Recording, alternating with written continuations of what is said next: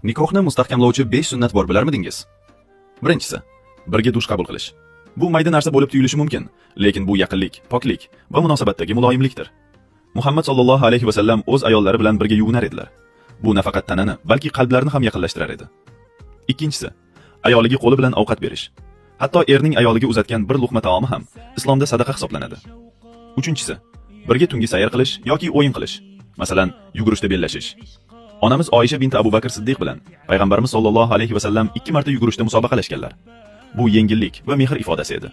Bunday lahzalar qalblarga noziklikni qaytaradi va shayton soladigan sovuqlikni yo'q qiladi. To'rtinchisi, ayoliga uy ishlarida yordam berish. Bu erkakning zaifligi emas, balki pok sunnatdir. Uyda yordam berish Alloh yo'lida xizmat qilishdir va buning ulkan ajri bor. Beshinchisi, ayol hoys paytida unga Qur'on o'qib berish.